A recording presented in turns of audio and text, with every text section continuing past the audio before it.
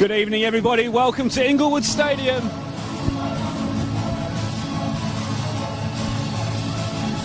Welcome to Inglewood Stadium. The final game of State Cup final day here in Western Australia is ECU Joondalup and Floreat Athena face off in a meeting between two of the best sides over the past 12 months in the NPL WA. Privileged to be here with you and bringing this one to you through the live stream on the Football West YouTube channel and Facebook page. My name's Tommy Dolman. I'll be joined in commentary by Gio Colley tonight to take you through tonight's games. We'll just pause for the national anthem and then bring you the build up towards the game.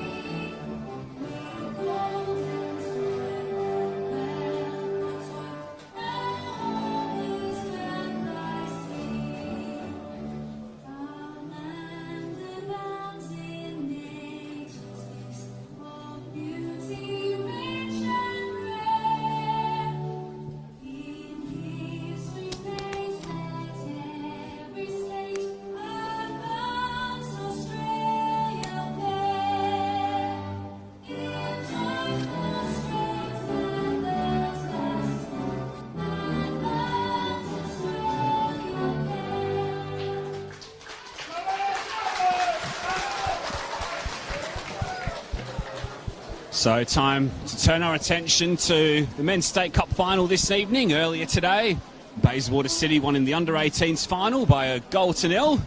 And they then backed up in the under-20s with a 2-0 win over Sorrento. And in the game that preceded this one, Murdoch University Melville defeated Balcatta by 2-0 in the Women's State Cup final.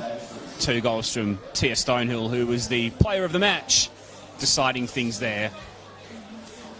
As both captains line up for a photo with the officiating team this afternoon, led by Shane Skinner. His assistants are Simon Hicks and Arvin Shunmaganathan. Fourth official is David Bruce, and a quick opportunity to welcome in my co-commentator this evening, Perth Glory's NPL skipper Gio Colley to the call. Gio, welcome to the game. Hi, excited for this one? Yeah, very excited. Should be a very entertaining game tonight. What are you expecting to see between these two teams who have been competing at the top end of the table in the past season and a half? Oh, look, it's going to be an all-out brawl, I think, tonight from both teams. Both of them have been, as you said, at the top of the table for the last few years. So a very exciting game, and hopefully plenty of goals will come with it. Plenty of high-calibre players on show tonight here. A couple of absentees for both teams, though, particularly Floreat, who have been decimated by injury, suspension, and a couple of players cup-tied as well. Dean Evans and George Fester, both out with those injuries. Andrew Palmer and Dennis Gallen picking up yellow cards last weekend, and Manasseh Abendalwa, who scored that lovely free kick against Inglewood last week, and Javad Razaya also cup-tied, having played for other NPL teams earlier this season. So some young players getting an opportunity with Athena, but also some senior players still there to carry the load. Of course, they are the reigning State Cup holders, having won the last tournament, the last edition back in 2019. ECU, meanwhile, missing Chris Harrell tonight, but have a largely settled side with Riley Woodcock missing through being cup-tied and otherwise relatively full strength. Good to see Tommy Amphlett back in the starting lineup tonight as well.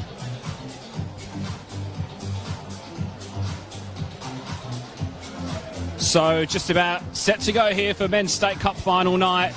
Two teams a touch off their best come together, eyeing a winning return to ways after losses last week, and more pertinently with an eye on silverware, which is also at stake. The round of 32 is on the horizon. Cup specialist Floreat Athena, as holders in 2019, aim to keep their crown, while ECU look to break a 19-year drought in this competition and back up their league success in 2020. The 61st edition of the State Cup final here in the West is underway. Defending champions ECU Joondalup and Floreat Athena, and Floreat kick us off wearing their blue jersey, blue shorts with the white stripes. ECU wearing their home kit as well, the red jersey with the white shorts. That's Floreat, who are on the front foot from the off. Rob Harding will give pursuit. Nelson Shongo will get to the ball first. Can't quite keep it in play though.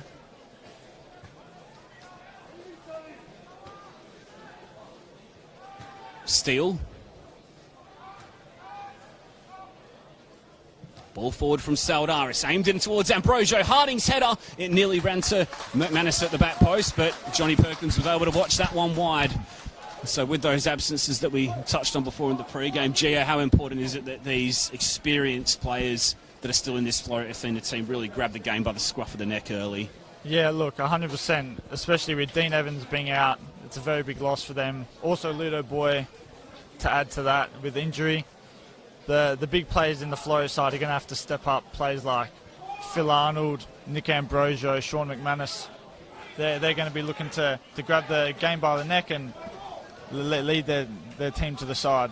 You're part of a Perth Glory team which inflicted Floreat Athena's first loss of the campaign a couple of weeks ago. Gio, what was it that was so successful for you guys that day that ECU will be looking to replicate tonight? Yeah, look, the win for us was a great win. We looked to press them, force them into mistakes that they're not usually accomplished to, and also we tried to attack with a lot of players and get it into wide areas, also what ECU like to do. So I'm sure their game plan will work into their favour, but it's a different story having a game plan and executing it, so we'll see what happens tonight. Yeah, they'll be certainly looking to get those crosses into that dangerous duo of Danny Hodgson and Daryl Nickel.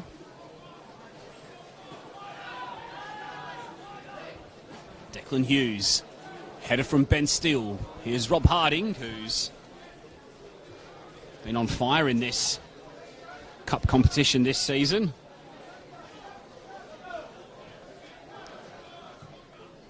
Player who's scored 7 goals in 4 games in this tournament to go with 4 league goals.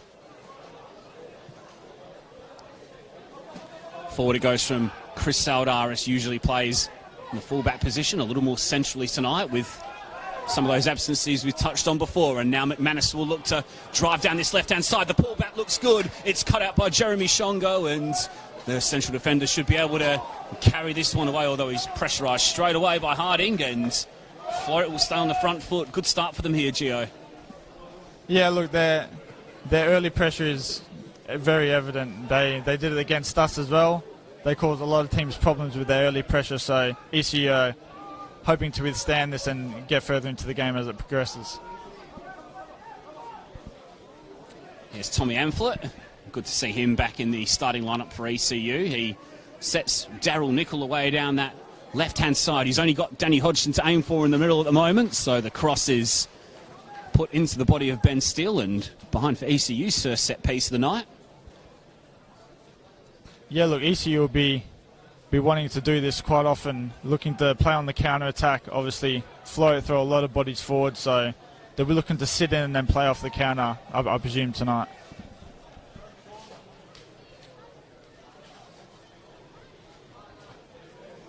Here is that corner. Daryl Nickel stays wide left to take.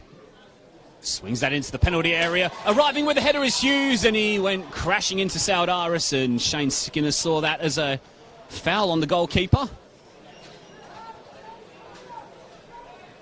One of those ones where the goalkeeper's really strong and often gets the decision more times than not. Yeah, look, it's a pretty harsh decision there, but keepers get the benefit of the doubt, I guess. Sense a little bit of frustration there, Gio. I've had a few not going my way in recent times, so. Header from Praja, clearance upfield by Cassidy. Fuller's header back down. McManus, referee allows play to continue, and now Andy Higgins will come away with it, but McManus was really good in retreating and trying to win the ball back. Forward come ECU again now as Hughes spreads the play wide for Nelson Shongo. Previously of Guelph and Inglewood United, very familiar to playing on this ground. Never really broke into the first team at either of those sides, and has really made that left pack position his own at ECU. Joondalup. Good to see a great crowd here at Inglewood Stadium for this showpiece final. Always a great weekend, State Cup final. It was a real shame not to have it last year, of course, given the circumstances around the pandemic, but so lucky that we are able to get football back on the park and in front of fans again, aren't we? Oh yeah, 100%. This is the games that everybody wants to play in front of a big crowd. So I'm sure these boys are going to be thrilled to be able to play in front of this crowd. And yeah, obviously last year we weren't able to do it, so we got to take advantage of it while we can, because we don't know what's going to happen. How'd you deal with any pre-game nerves going into a game of this magnitude, Gio? Oh, I mean, I'm pretty sure every player has those little bit of butterflies before the game, but I tend to love these sort of games. It's where you want to put your best performance on, and I'm sure all of these boys will be wanting to do that as well.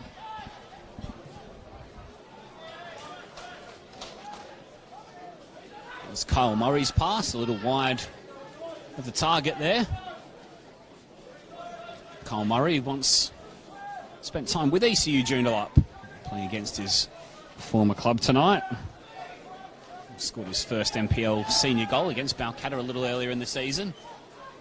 Now here he is again, little pass inside looking for Harding. Ball back for Murray, who takes a strike on his right foot. It may have been bending into that far corner, but Cassidy wasn't to know, and he dealt with that one as he had to.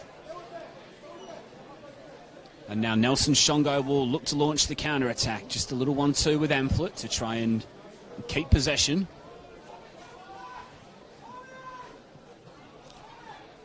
Of course, just a reminder as well, we will have extra time and penalties should scores be level at full time.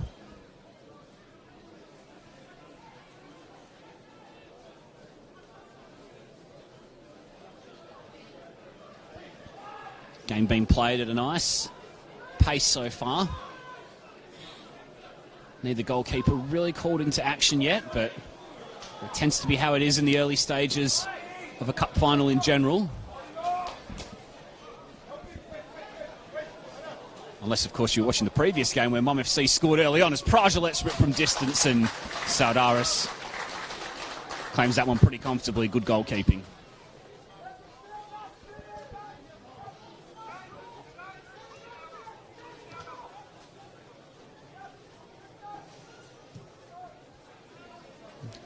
Hodgson putting the pressure on Saudaris there.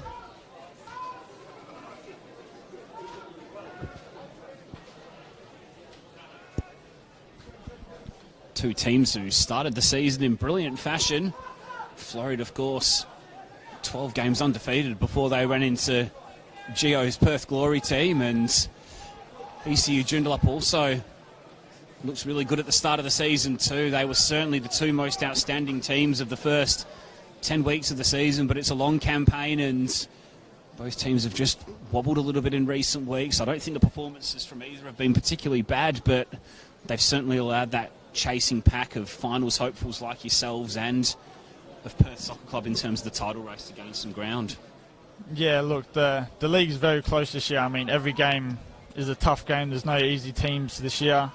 So the chasing pack that's coming after them is hitting some fine form, as they're not hitting as good as a patch. So teams like myself and Glory and other teams around me, Bayswater, we need to take advantage of these games as they're not doing so well. So we'll be looking to take full advantage and go again on the weekend against Gwelup.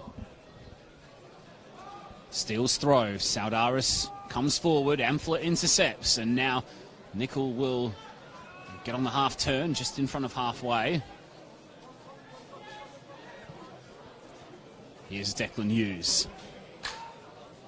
Back out wide for Tommy Amphlett, who's, as we touched on before, has his injury issues over the past couple of seasons. One of the quality players of this competition when he is up and running, of course.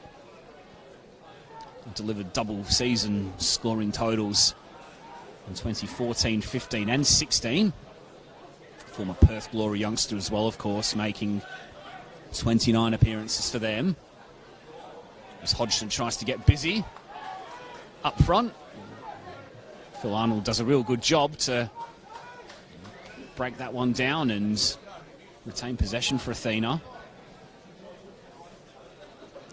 Still keeps that one in play, and he's got a little bit of space to run into over on that far side. The switch of the players opted for, and it's a lovely pass to find McManus, who's got plenty of room to drive into, but that was an excellent challenge from Praja, the former Sorrento fullback.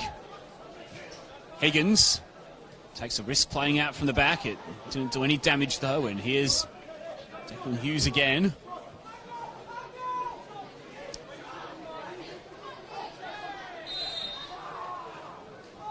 Ambrosio fouls Shongo. ECU Joondalup 0, Floreat Athena 0. Still early stages here at Inglewood Stadium in this State Cup final. ECU trying to add a cup to their league crown. Floreat trying to defend their cup crown from 2019.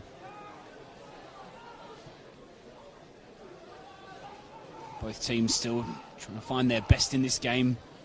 You'd think possibly a little bit cagey given the circumstances surrounding the form that the two teams have come into this game on. One win in 7 for ECU Joondalup coming into this one, back-to-back losses. And Floreat with 3 losses on the spin against Glory, against Perth Soccer Club and against Inglewood United at this venue. A 4-2 loss here last week.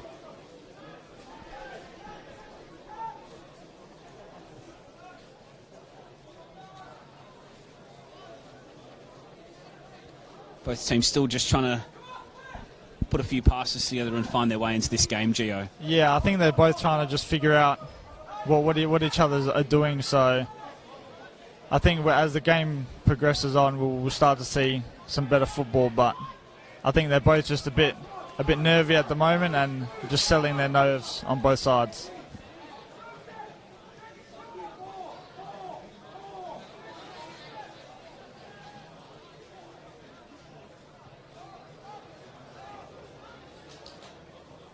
Cross in from Nickel was over the head of Hodgson, who was hoping Higgins would be at the back post, but Santa Lucia is able to gather. Higgins plays back for Hughes. Declan Hughes, who was part of the Perth Glory train-on squad, who was part of the Asian Champions League at the end of last season, along with you, Gio. Yeah, he was indeed.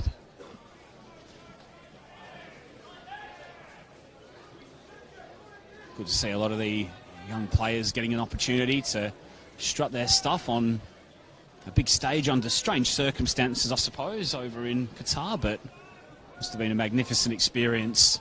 Yeah, for the team. unbelievable experience for both me and Deck and the rest of the young boys that went, and it was shown that the coach gave credit to those players further on in the year, like players like Luke Bodner, Cullen Timmins.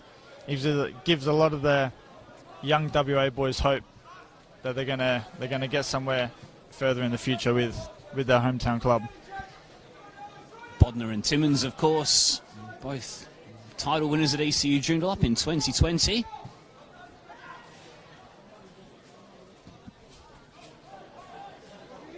Half looks up.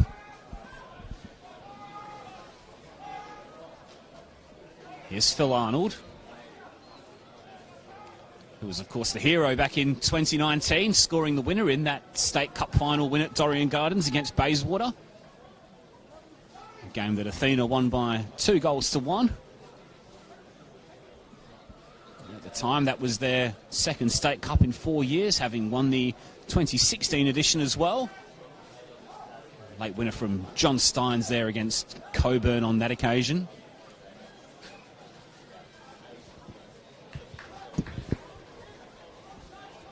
As we touched on in the introduction before, it's been a long time since ECU Joondalup were in a State Cup final. It was back in 2002 when Dale McCulloch and former Perth Glory winger Scott Bullock scored the goals to give them a 2-1 win over a future Glory team that was coached by Frank Arrock.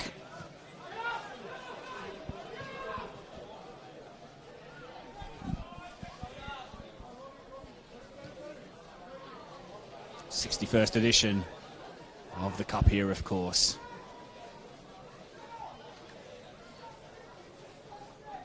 We'll just touch on some of the absentees quickly as well, Gio. We've spoke about Dennis Gallen and Andrew Palmer and cup-tied duo of Manasseh Abendalwa and Javad Razai.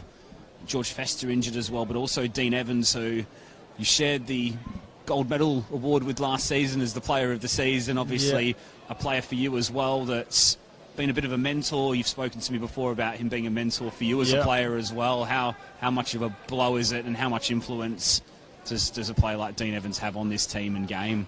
Yeah, look, Dean Evans is probably one of the best players in the league. He has been for the past 3 or 4 seasons. And, I mean, a team like this, he really makes them tick. So, for him to be out, I think it's a very big loss for them. But, I mean, even as a person, even on the pitch, just the stature that he has. And like you said, he's been a mentor as I've gotten coaching under him before when he had the football centre. And what an unbelievable player and coach he was. And yeah, like you said, a massive blow for Floreat. We obviously wish Dean the best in his recovery from that injury. Suffered in that game against you guys, Gio, as Darryl Nicol wasn't quite able to stay on side, and Danny Hodgson still tried to chip Saldaris anyway.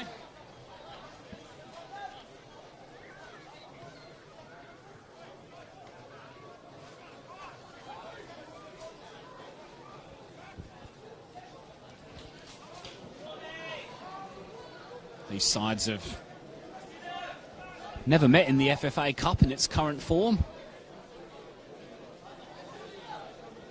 Although Floreat did lose a final to Inglewood Falcons here in 1999 by a 0-0.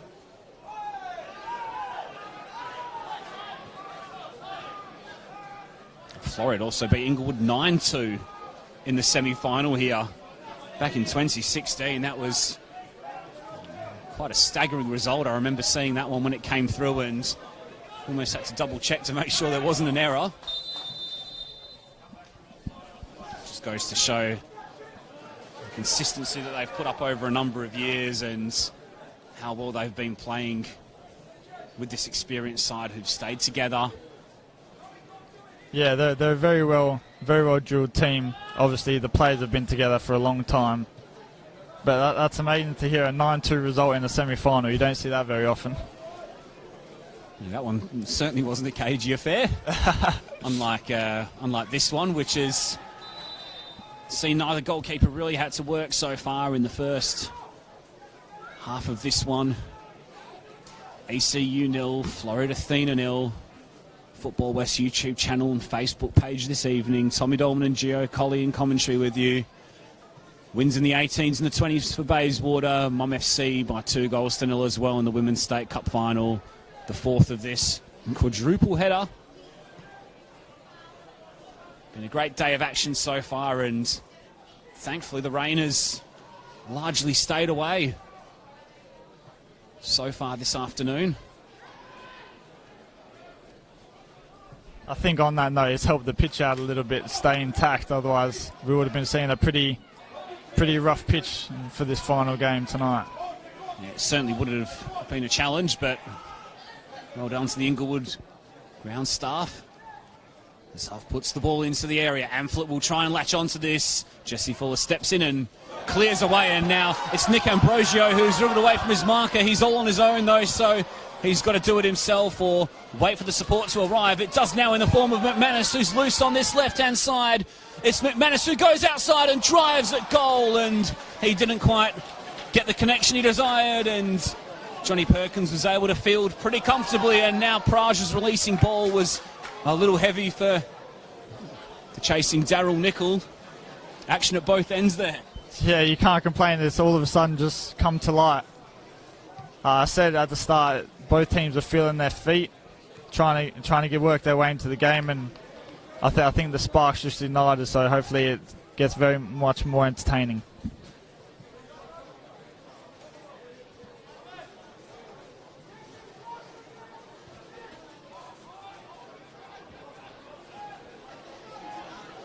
Here's Shane Cassidy, who's back in the starting lineup tonight after missing last week's Northern Derby, apologies, following his red card against Armidale. Experienced player.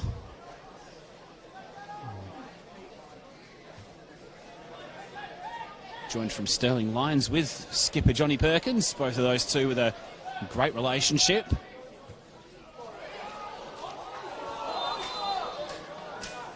Ambrosio had just drifted offside there. Just back to Perkins and Cassidy quickly. It's been a reason why ECU's Joondalup's defence has been so strong over the past couple of years. Just the 17 conceded in 15 games this campaign, the joint best along with Perth Soccer Club.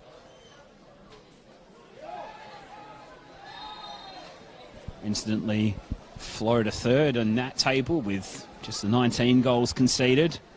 It's been at the other end of the pitch for ECU Joondalup though, where they haven't quite been hitting the back of the net as frequently as they did last term. They have scored 2 in the past 2 league matches though at Armidale and Sorrento in losses, so maybe that will turn around soon. Nichols offside from, I think that was Hughes' pass, who was dropping deep.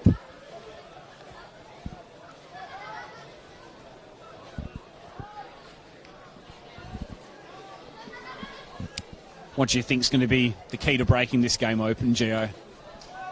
Oh, I mean, it's been a tough one so far, but I think the midfield battle is going to be the key in this game. Whoever gets a hold of the midfield and starts dictating the play will be the winner. We're seeing a lot of long balls into the channels and over the top. So I think if the boys get it down in the middle of the park, that's what's going to win them the game. Sense Lucia mops up and goes back for Fuller. His pass back was a little skewed, but no danger issued to Jason Saudaris, who's, of course, wearing the captain's armband. No foul there on Higgins. Floreat play on. McManus has turned around the corner for the running Kyle Murray. Jeremy Shongo has got his body in best position to deal with that.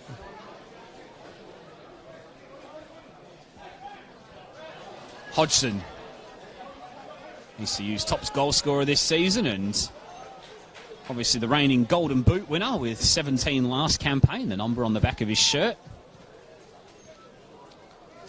10 goals in 2021 in the league. To sit third in that goal-scoring chart behind Angel Andres and also Steve Sokol as well. It's been his cup form which has certainly leapt off the page. Scored in every round of this competition to date. 6 in total in 4 games.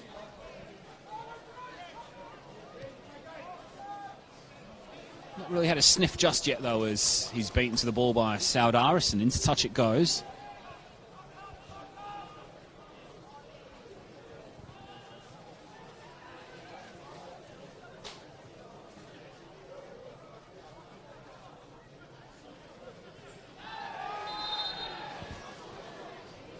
Amphlett goes to ground and wins his team a free kick. Good position to get some bodies forward and attack a set piece, Gio. Yeah, they'll be looking for a big Shane Cassidy header at the back post, I think. Very dangerous area. Very tricky for a keeper also, with the lights, conditions.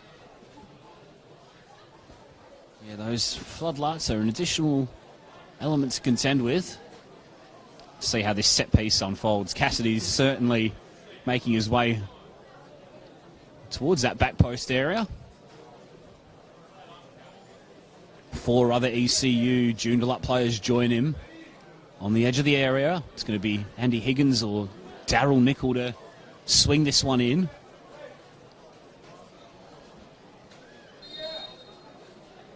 It's an in-swinger from Hodgson. It's helped on. It nearly broke. Back to Hodgson, who gets the shot on goal. It was Nichols' free kick, apologies, and it was Danny Hodgson who had 2 bites of the cherry and forced Saudaris into a couple of good saves.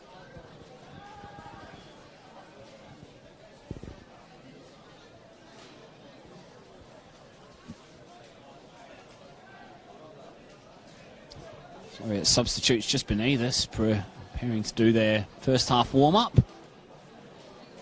Very young bench that they've got tonight with those emissions that we touched on before, the likes of Ben Rutter, Sorry, Elijah Haas, Mu Marial, Lat Matiang and Philip Minich.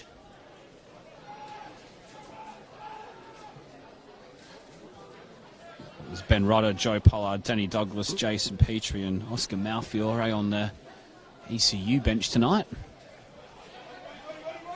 Ball into the channel for Higgins, who'll want that cultured left foot of his. It's whipped into the area. It's Nickel who's arriving. It's up into the night sky. Fuller won't take any chances, and in the end the clearance turned out to be a pretty good pass. Sliding in was Howe, and referee Shane Skinner waited to see if there was any advantage, but opted to put Tom Hoff into the book instead.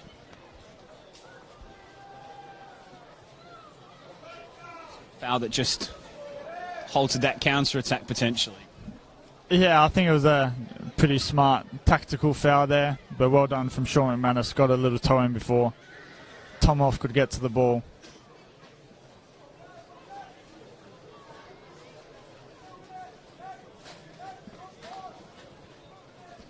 Tactical foul's not something you do, would it, G? I would expect you not to get into those sorts of games. Yeah, I don't really get into the tackling side of things. But if it's there to be done, then you need to do it. I'd say the master of it must be Giorgio Chiellini in the final.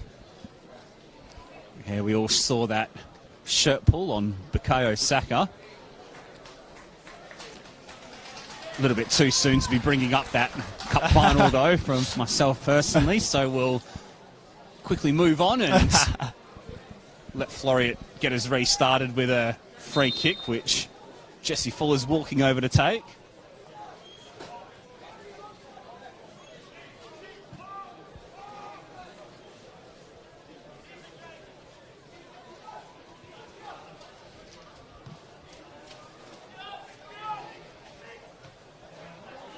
Ambrosio challenge for the ball. Kyle Murray will lay off for Santa Lucia. Ball wide left here for McManus, who's looked bright down this left-hand side, it has to be said, but every time that Jeremy Shongo's been involved, he's got his body in between the ball and the attacker, and he's thwarted any possible attack.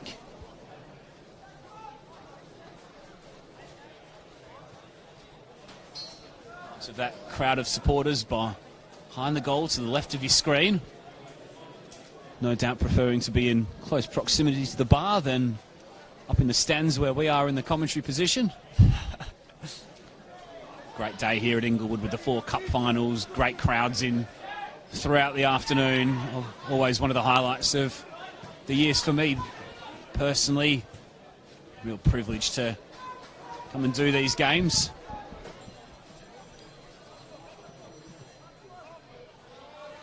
Still waiting for this one to spark into life though. ECU Joondalup 0, Floreat Athena 0. Turned around the corner from Nickel there. It may break to Shongo. Diving in there was Fuller. It was a challenge that needed to be made. Fullback arriving from left back, and then the foul was on Amphlett, and this one's in a similar position to the one we saw a moment or two ago.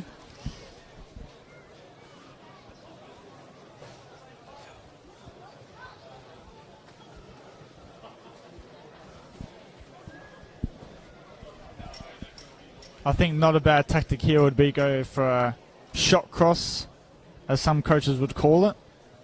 Trying to aim it into the back stick. If no one touches the ball, obviously hitting the back of the net, but obviously hitting the back of their back post. Looking for Declan Hughes and Shane Cassidy again. Once again, it's Higgins and Nickel over it. This time Nickel goes for goal, and in fact, it took a deflection off the wall.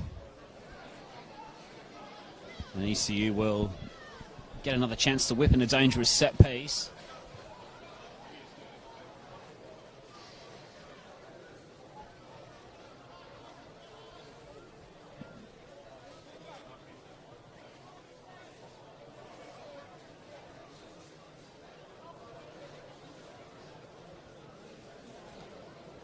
7 in the penalty area attacking this set piece. It's Nichols in swinger. It's teased in. It's headed away by Ambrosio. The strike is from Andy Higgins, I think, on the edge of the area, and just skewed off the outside of the boot and wide.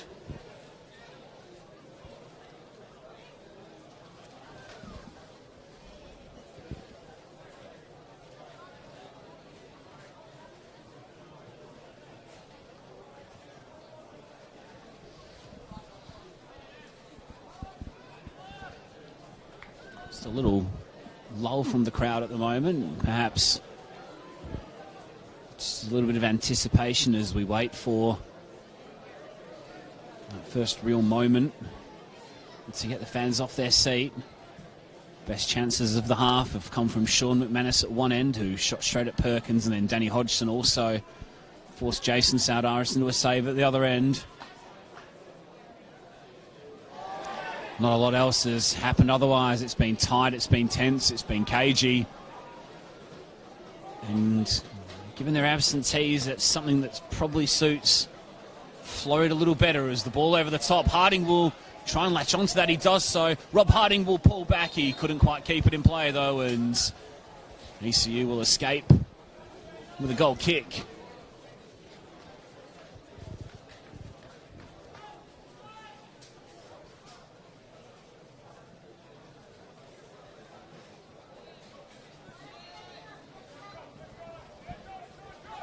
Player who's really stepped up, hasn't he, Rob Harding, Gio? Obviously, Joshua Anasmo started the season as the centre forward at Floreat. He had a blistering start to the campaign, including a hat-trick in the game against you, and then obviously departed, so Harding's had to step up and fill the void, and he's done a pretty good job of that, hasn't he? Yeah, I must say, like you said, scored 7 goals in 4 games, so they're in need of a number 9 to score goals. Obviously, Josh Nasmo coming across to glory, having scored 6 in his first 3, I think. And look, he's bright, he's quick, and he's roaring to score goals. Free kick quickly taken by ECU. Amphlett will try and burrow his way through. It'll land at the feet of Hodgson, who goes down in the area. No foul according to Shane Skinner, and the ball runs out for a goal kick. Half-hearted shouts for a penalty there, Gio. Nothing in that one, in your opinion? Yeah, nothing in that one, I don't think. But credit to Skinner. He's letting a few things go. He's letting the game flow. So I like what he's doing there.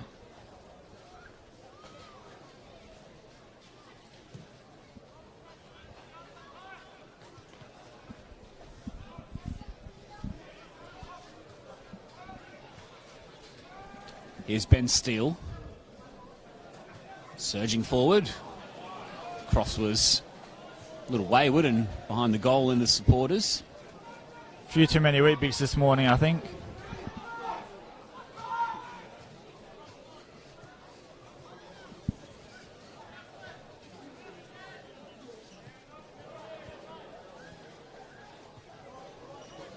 Cassidy. Nelson Shongo can't quite kick that one in play.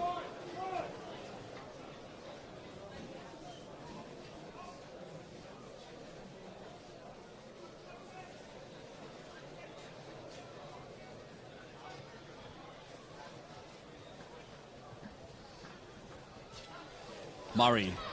Here's Wesley Casimir striking at goal. Straight at Perkins.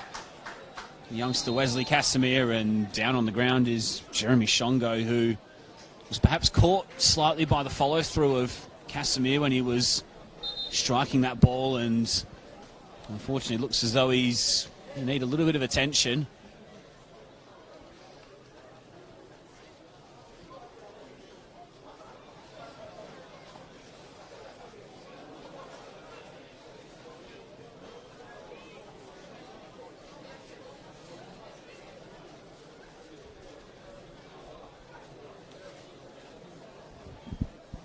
Not sure what happened there, Gio. It looked pretty innocuous. Casimir just got the shot on goal, and I'm not sure whether it was the follow-through or whether it was an awkward landing when trying to block the shot, but certainly looks in a bit of trouble. Yeah, I thought it might have been the follow-through from the shot, but it looks to be something else. Possibly his landing, as you said, maybe rolled his ankle or something. He was a crucial part of the defence, which kept five clean sheets in a row in the early part of the season. Part of the reason that they were so successful and up there and challenging with Athena. The pace has since dropped off a little bit as far as they're concerned, but still plenty to look forward to, of course, with the FFA Cup round of 32 on the horizon for both of these sides.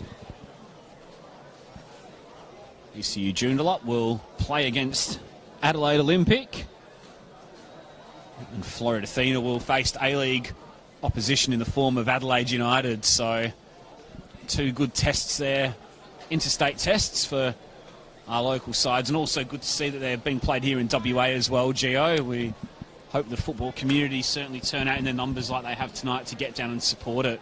Yeah, 100%. I mean, that's what the football crowd over here wants. They want big games, and they've gotten it, so hopefully it can turn out to be like a night like this.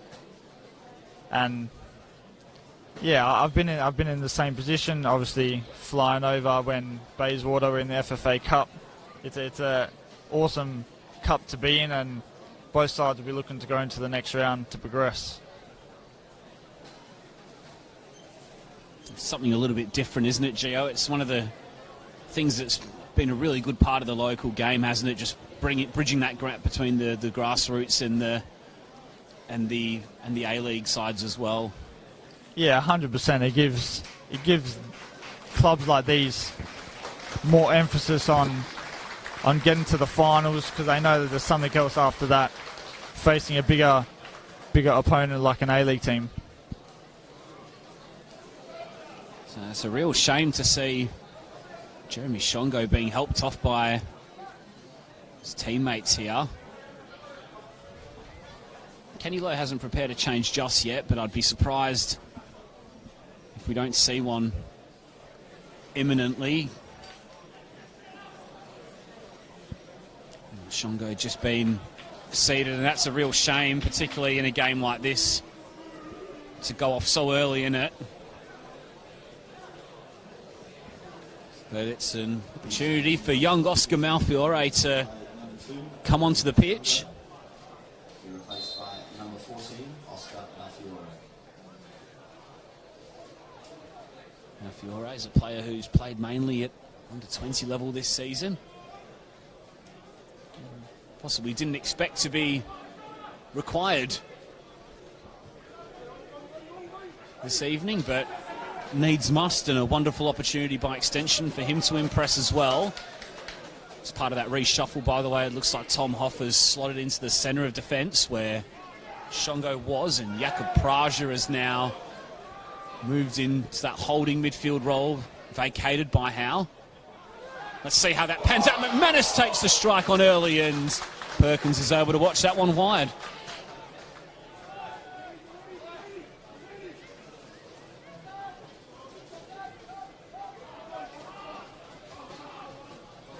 Player who's capable of playing anywhere, Jakob Praja. We've seen him bob up in midfield at both fullback positions, both in his time with Sorrento and at ECU as well, and a player who's got a real engine on him, and one I'm sure that you don't particularly enjoy coming against with all the running you have to probably do to chase. Yeah, look, he's a tremendous player. He's got 2 brilliant feet, so he can essentially play anywhere. And like you said, he's done it at Sorrento, and he does that at ECU as well, moving into the midfield time and time again. Ex-FC Slovako of the Czech Premier League. Twice a cup runner-up there. Looking to possibly go one better tonight. At State Cup final level here in the West. Game still goalless. Rob Harding goes to ground, doesn't get the decision his way.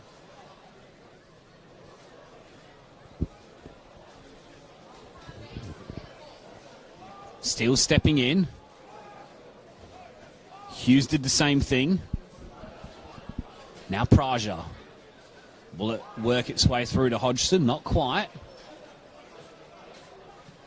Casimir helps that one forward. Steele will try and put the pressure on Amphlett. ECU, such a versatile team, adept at keeping the ball, but also at countering as well with the likes of the pace of Hodgson and Nickel. Very capable of doing damage.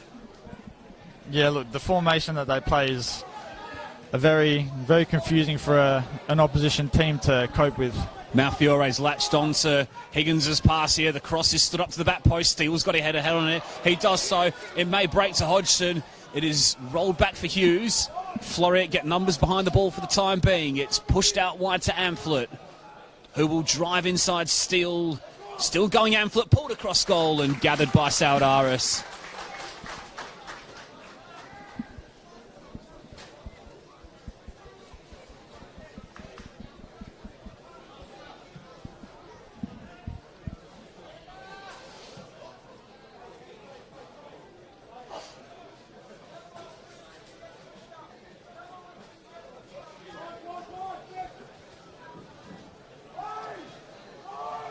Jeremy Shongo still receiving some treatment down in front of us. Looks okay, which is the good news, but obviously not fit enough to continue.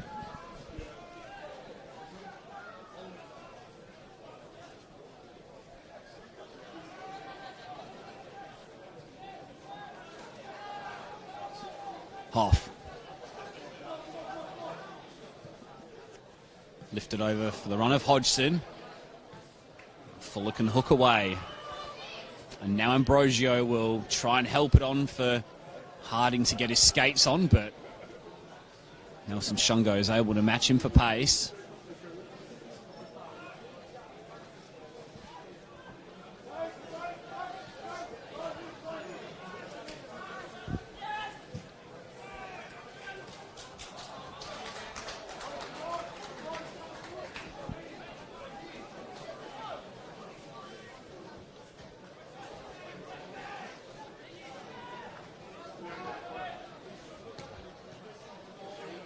Hoff's pass. Shouts for handball by Murray. I think that one was there. No real complaints from the Floreat team.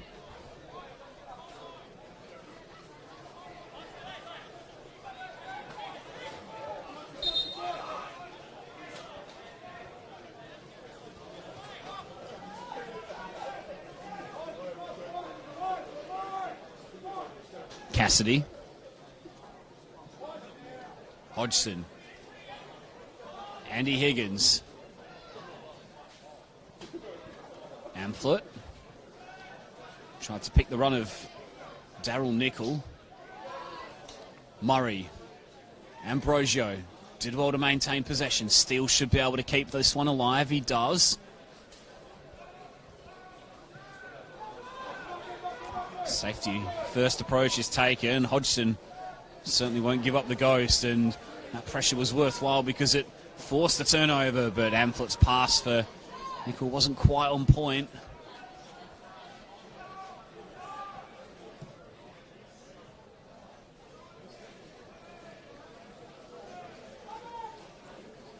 As we edge a little bit closer towards the 45-minute mark, expect to find out how much more time we will be playing.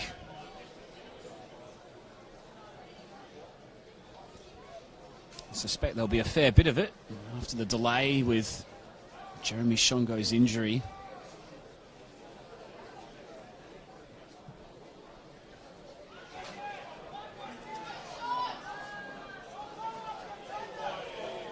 McManus.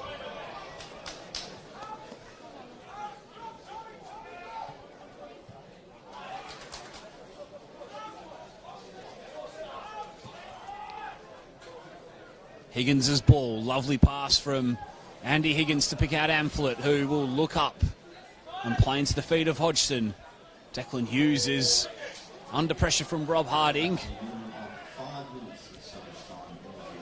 5 minutes of added time in this first half, as you may have heard in the background. Higgins dispossessed. Praja will be able to screen. Pass is just starting to go astray, Gio. It's been a real tough first half from both teams. just see how this attack unfolds quickly. Saudaris is able to watch it out. A real tough first half, a little bit of fatigue possibly setting in, and those passes not quite sticking in midfield. Yeah, look, I think both teams will be looking forward to getting into the change rooms, regrouping and getting the orders from the coach on how they can solve the puzzle and get a breakthrough in the second half.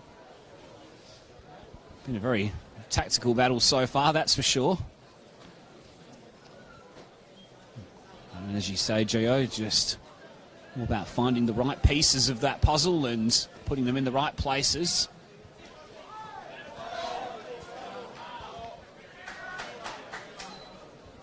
Santa Lucia's throw. Minutes ticking down to half-time. We're in 5 additional minutes of first half stoppage time. Strong challenge between Casemiro and Hughes.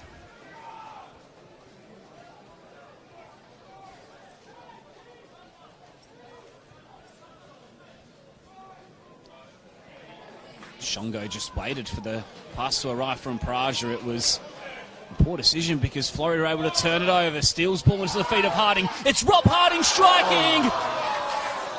And it's Floreat's best a chance in the half so far. Rob Harding just saw it open up in front of him and he just put it wide of Johnny Perkins' post.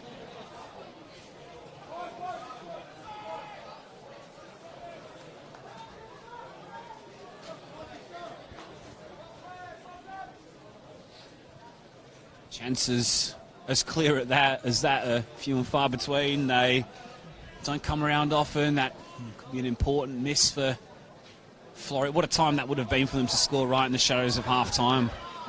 Yeah, look, not many chances have been created in this first half, and then out of nothing comes a brilliant chance for Floreat. Rob Harding, I think, wish he could take that back. But look, it is what it is, and Floreat will look to go again. Hoff with the clearance, lands at the feet of Higgins.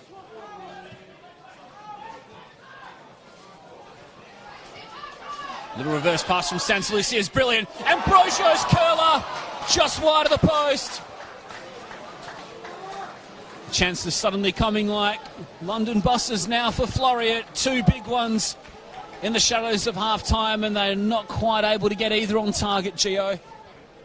Yeah, look, I think at the moment Floreat don't really want to be going into half-time as they're putting a lot of pressure on ECU, so I think they'll like to get one more before half-time if they can and hopefully hit the back of the net.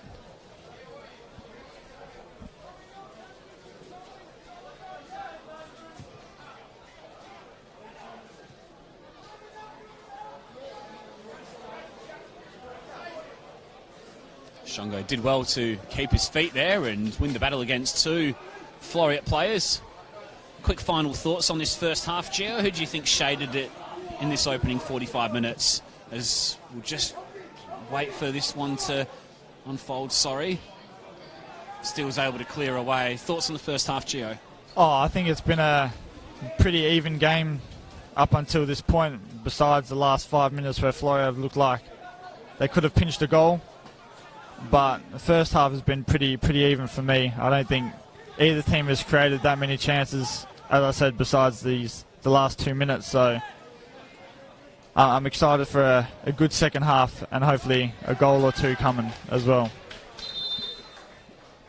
See if this one opens up a little bit more after the restart. Meanwhile, Nelson Shongo's now down over on the far side. Possibly maybe some after effects of that tough collision he had with the 2 ECU players a moment or so ago. Once again, the medical attention is required, so the first half will draw out a little bit longer.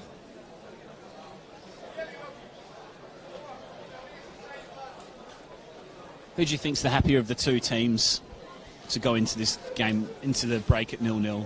I think ECU, after those 2 clear-cut chances, will be the happier of the 2 teams going into the half-time break.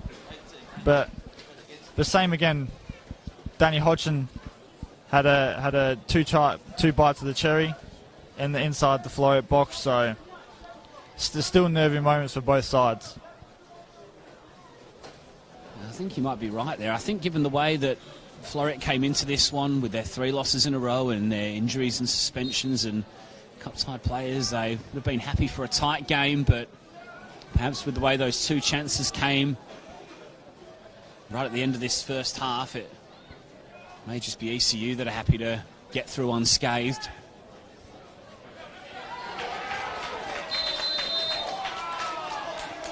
Hodgson goes to ground and wins the free kick under the challenge of Casimir.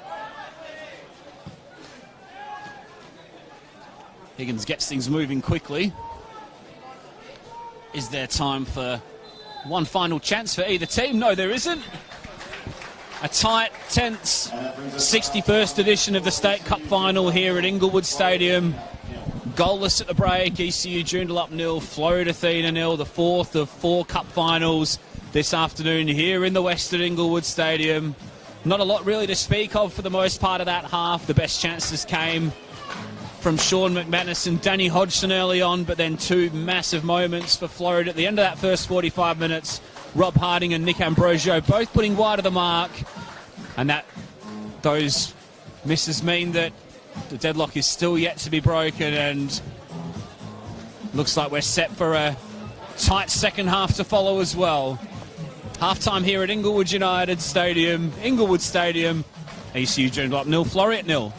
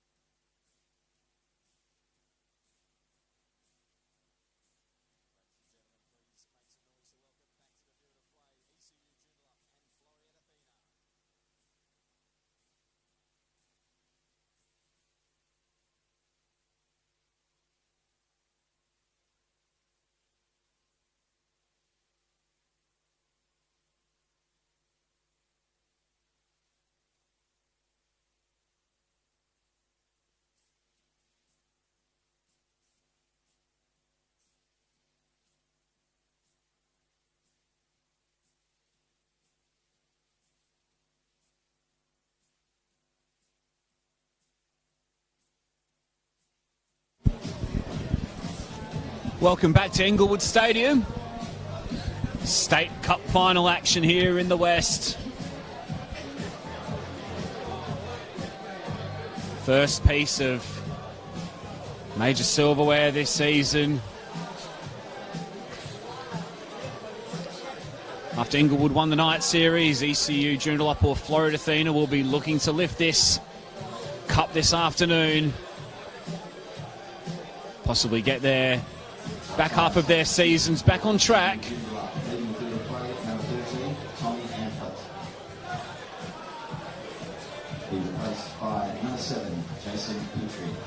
Half-time change for ECU, in case you didn't hear that in the background. Jason Petrie has come up the interval wearing the number 7. He's come on for Tommy Amphlett, who of course is only just making his way back from injury. Looks pretty dangerous in that first 45 minutes. Petrie, a former Perth Soccer Club player, looked to give them a slightly different look down that left-hand side in the second period. ECU get us underway again. Pass a little stray from Cassidy out of the back. He goes back in and wins the ball at second time of asking. That's a lovely pass into the feet of Nickel. And ECU are off and away early in this second period. Hodgson's giving chase. He'll lay the ball back for Petrie for his first involvement of the afternoon. Nickel was arriving. Saudaris was clearing off and away. And then Cassidy's touch was a little hard and allowed Floreat to get themselves on the front foot, but Murray's just got to wait for the support. Gio Colley's back with me for the second half of this State Cup final, the joint reigning gold medal holder and current captain of the Perth Glory MPL side. Gio, what do you think has to change in this second half for either team to make a breakthrough? Look, I think ECU will be looking to push a lot more, get the fullbacks higher and wider, creating overloads as Kenny Lowe loves to do. And for Floreat, I think it's just sitting in that block again and looking to counter with pace up top within Rob Harding. Floreat probably created the two best chances of the first half at the very end of it. Rob Harding with a shot wide of the post and Nick Ambrosio curling one wide at the other end. ECU looking to make some headway early in this second period. Shongo went to ground. Phil Arnold emerged with possession. He then had to look back and utilise his fullback in Ben Steele.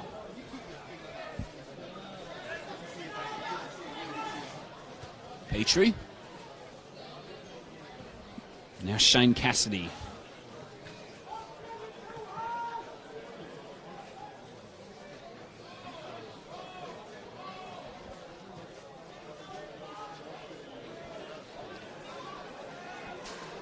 Praja hustled by Ambrosio. That front four of Floreat trying to press ECU's back line, but they play out of it pretty well. Experienced Cassidy will now look up. Just in case you're only joining us for the second half of this game, there was a change in the first half as well. Jeremy Shongo had to depart with injury, and Oscar Malfiore has entered the fray in that right back position. There he is now, laying the ball into the feet of Cassidy. And he seems to have settled into the game fairly quickly, has young Oscar.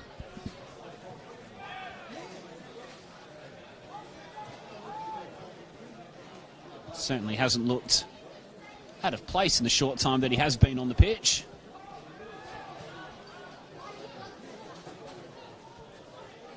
Saudaris trying to drive his team forward. Chris Saudaris pokes through, looking for Ambrosio. He's still going, Saudaris. Ambrosio just loses his footing in the area. He was spinning on a sixpence trying to get that ball under control, and ECU are able to clear away, but that was a piece of inspirational play there from marauding Chris Saudaris to really drive his team forward. Yeah, brilliant run through the middle of ECU. Meanwhile, at the other end, Nickel puts the ball in the middle. Oh, what a save! What a save, Saudaris! Hodgson was arriving from Nickel's cross, and the goalkeeper fingertipped it over the bar. brilliant reaction stop there to deny what looked like a certain opening goal. Yeah, especially in the form that Danny's in, you would expect that to hit the net, but wonderful save, as you said. Andy Higgins swings it in. Header away is from Santa Lucia. Higgins will let that one roll out, and he'll have another crack with that left peg. Take two. Header away this time's from Arnold.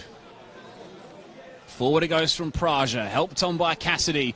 Ball is tickled through, shouts for handball. Nichols strike at goal. It's wide of the mark. Shane Skinner says no to the appeals for a penalty. And ECU starting second half well. Gee, in fact, there's been action at both ends. Yeah, ECU looking to put the pressure on early, but also Floreat looking very dangerous on the counter. Still plenty of experience and quality, as we touched on before.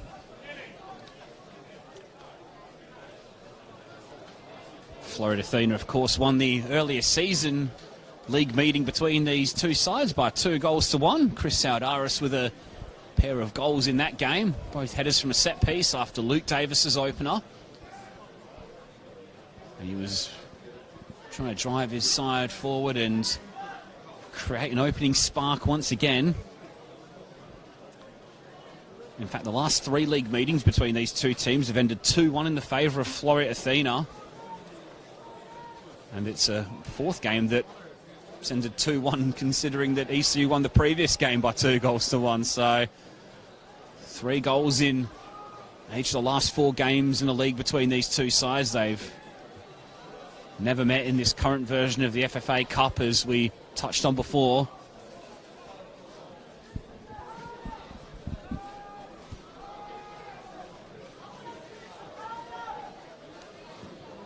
And in fact, we've never had a goalless game between these two sides in the NPL WA era either since 2014. So somewhat surprising that it's goalless for the moment. That might change now as Hodgson collects Praja's pass. He looks out wide for Shongo. Shongo's got 3 players in the area to aim at. He has to check back and use Hodgson once again. Sliding in Saudaris. Ball won't quite stay in play.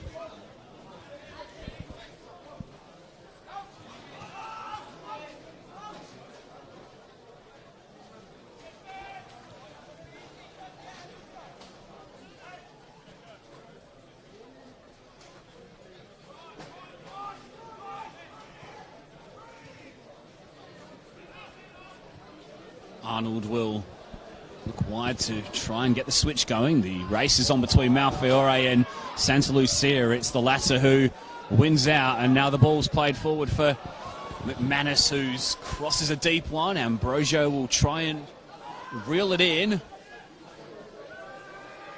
He then tried to win the corner off Cassidy, and then Cassidy went to ground and almost drew that free kick with a great piece of experience.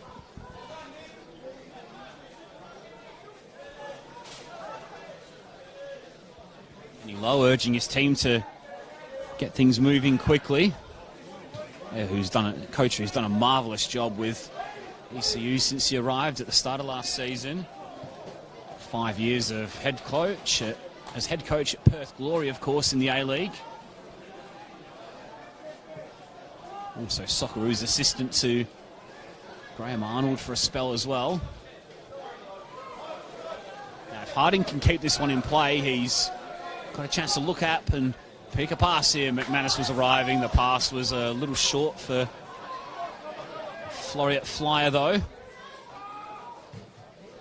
Cross comes in, it deflects off Petrie and then off Shongo and into touch. Vujicic, meanwhile, in the opposite dugout, a former player with Athena. Promoted as assistant to Ante Kovacevic, who started 2020 campaign before moving to Western United as general manager at the time. Won 19 of his 28 league games in charge of Floreat as Vujicic, but was obviously Suffered defeat in the past 3 in the league, so possibly the toughest challenge of his coaching days so far with Athena. Certainly acquitted themselves fairly well this evening, though. What's it like when you're in a bit of a rut results-wise, Joe? What's the best way to get out of it? Is it you have to change things up, or is it just a matter of sticking true to what you're doing and hoping that changes for the better eventually?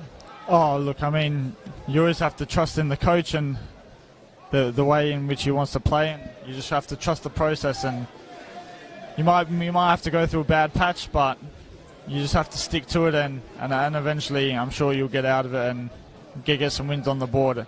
As Floreat know that they can do, as they went 12 games unbeaten, so they've got no problem with winning games. Lofted forward by Saudaris. Malfiore, plenty of time to head away. Here's Jakob Praja. Pressure came on from Arnold. It was good pressure. Arnold laid pass in. Kyle Murray! What a strike from Kyle Murray to pick out the bottom corner. And is that the goal to get Athena airborne again in 2021? ECU 0, Floreat 1.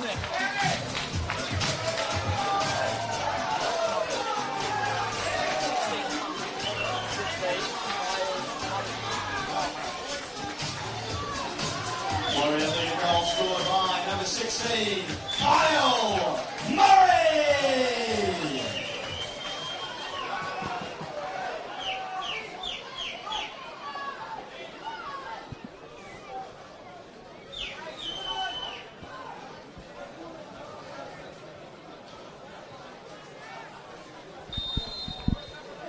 ECU 0, Floreat Athena 1. ECU Joondalup, Deadlock broken by Kyle Murray. His first goal of the Cup campaign in 2021, his second in all competitions after a goal earlier in the campaign against Balcatta. And a massive goal which has swung the tide in favour of the league leaders. Brilliant finish, wasn't it, Gio? Yeah, look, a technique to do like that, hitting it first time, yeah, it was an unbelievable strike, and it deserved to hit the back of the net. Such magnificent control. Here's Petrie at the other end, sliding in with Steele. Won the ball cleanly according to the referee. Now Nelson Shongo's got a bit of space here on this left-hand side. It's whipped in deep towards the back post. It was over the head of Nickel, though, and Santa Lucia will look to launch the counter upfield.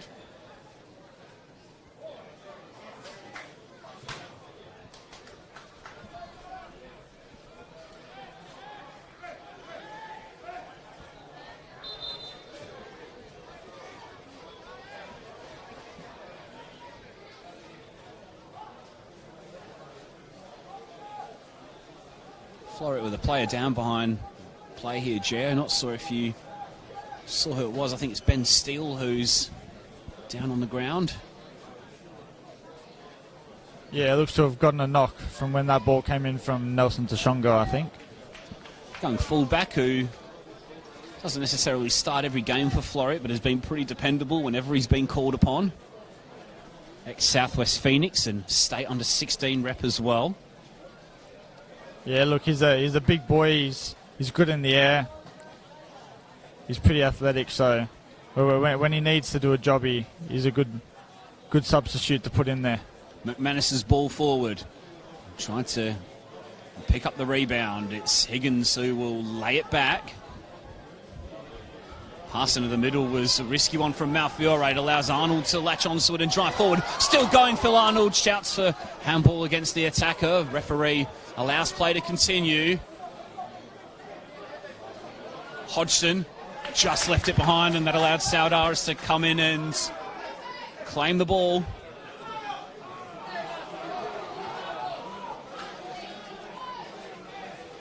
Steele looks to be all good now after that earlier knock.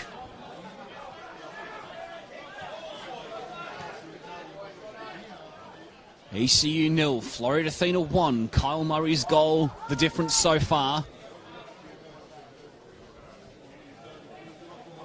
Jason Petrie and Oscar Malfiore have entered the field in place of Jeremy Shongo and Tommy Amphlett. If you're joining us a little bit late on this Saturday night here in the West, beautiful conditions for football, a little chilly, but no rain as of yet or any breeze to speak of either. Earlier today, Subiaco 0, Bayswater City 1, a dramatic end to that game with a late penalty missed by Subiaco at the very end, and great save from the goalkeeper to avoid extra time, and then Bayswater won in the 20s afterwards as well by 2-0. And then finally, in the Women's State Cup final game, which preceded this one, it was Murdoch University Melville 2, Balcatta FC 0. 2 goals from Tia Stonehill there, who won the player of the game, a goal real early on, and then a nice finish past the on-rushing goalkeeper.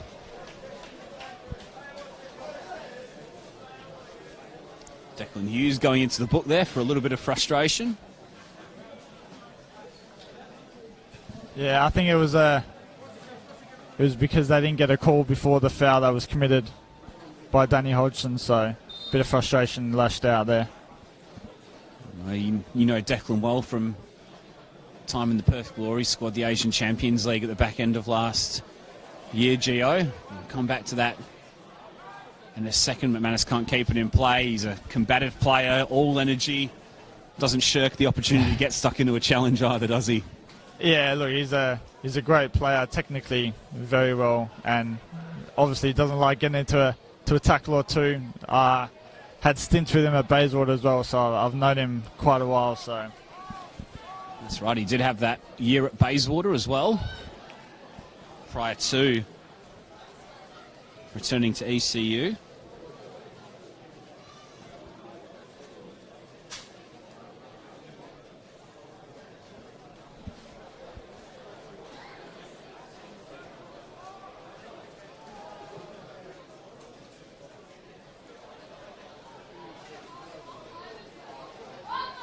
Good defending there from Hoff. Hughes is able to bring that one under control.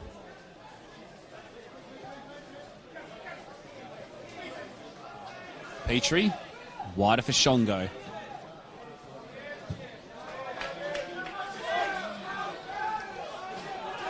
Just to touch on those 2 Bayswater successes a little earlier as well, Gio. No doubt pleasing for you to see your former team lift a couple of younger trophies. You played there before you got your opportunity with the Glory MPL side.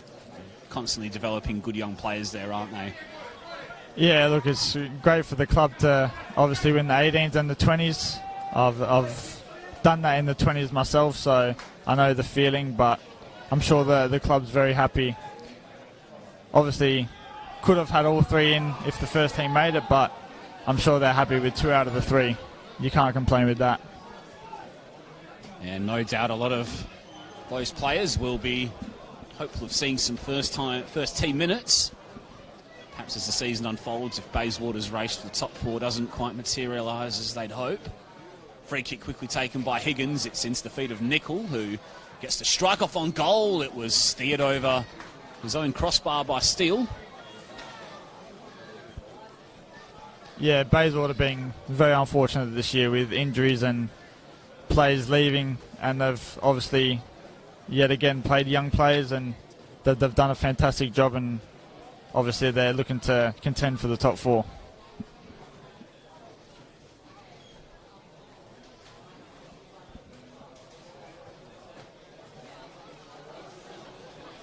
The onus is on ECU Joondalup to find a solution. It's Higgins' ball in. It was Hodgson who's leaping. It might break for Nicol. It's cleared away. Well back there by Jesse Fuller, I think it was.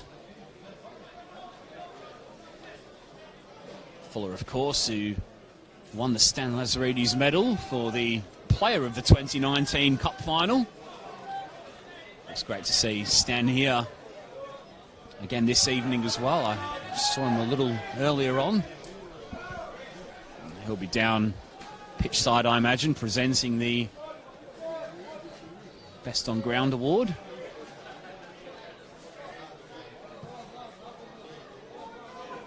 very happy with his former club leading at the moment, but ECU will look to change that possibly. Ball comes in, header away by Steele.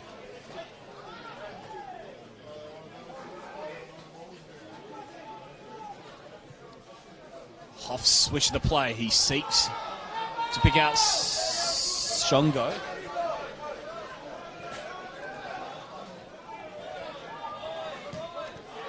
Steele again down the line. Rob Harding will look to break away from Cassidy. Last touch off was off Harding there, I feel it was.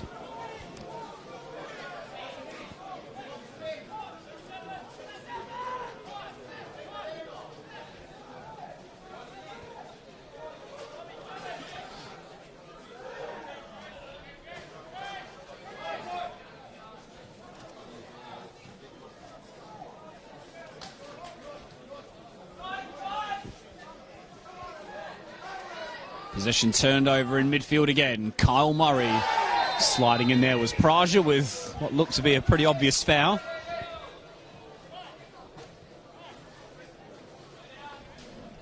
This is where you would love to have someone like Dean Evans on the ball.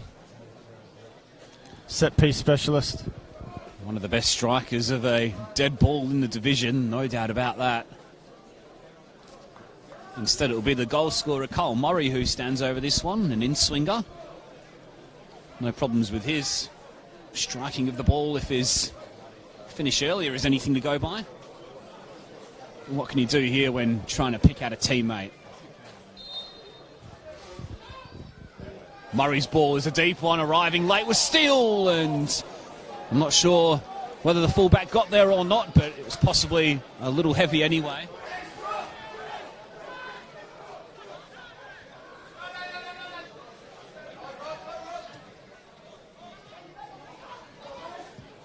Hodgson's lofted ball over the top will give Nichols something to chase. Fuller was back there and snuffing out the danger. Steele's got a little bit of time to make his decision. He's under pressure now from Shongo, though.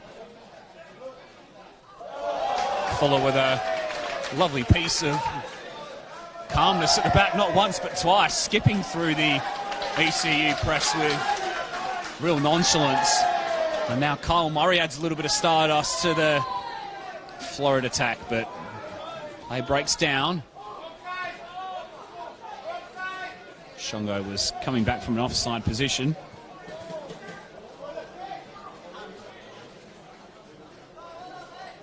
ECU still trying to play that ball into the channels for their pacey duo to latch onto. It's not delivered a lot so far.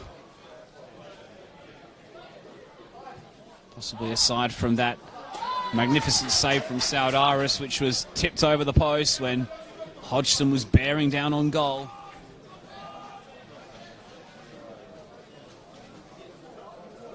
We're about to see the introduction of Danny Douglas shortly. Player formerly of the Perth Glory youth grades. He'll come on place with Nelson Shongo, who's limped off.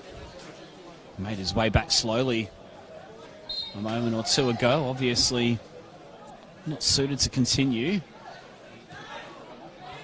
Once again, the magnets have been flipped. Douglas looks as though he's slotting into the holding midfield role. Jakob Praja possibly at left back, which, as we spoke about earlier, he's no stranger to performing in. ECU Joondalup substitution. Nelson Shongo leading the field of play. Replaced by number 5, Danny Douglas. Hoff. Here's Douglas. Touch was a little bit heavy and allowed Harding to step in there, and Harding continued his run forward. Murray's trying to provide the overlap. He receives the pass now. Cross into the area is headed away by Hughes, who was tracking back. Casimir will spin that out wide for Phil Arnold.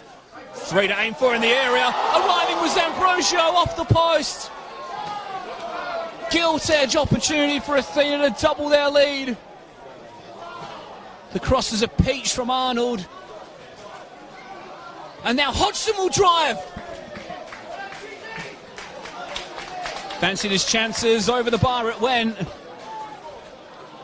Wonder if this is a sign of things to come, Gio, as Floreat try to kill this game off once and for all, and ECU try to get that equaliser. Yeah, look, ECU are going to have to come out, which is going to create holes, so the game's slowly going to start to open up, and hopefully we see a lot more end-to-end stuff.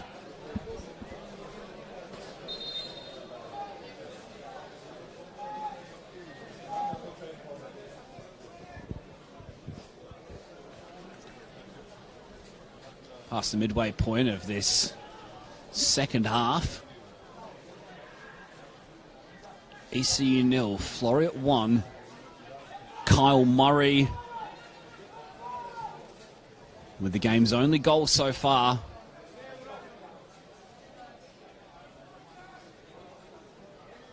Floreat chasing a third State Cup win in the past 5 editions.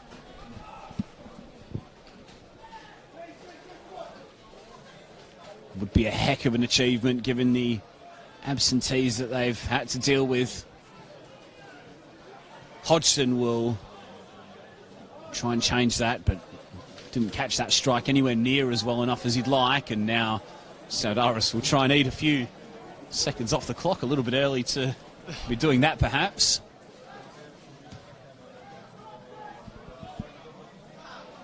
Flick on from Ambrosio. McManus looks to latch onto it. Ambrosio's continued his run into the area.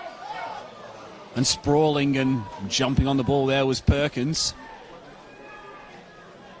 It was a great cross from McManus. No Floreat player was able to keep pace with the attack though and get on the end of it.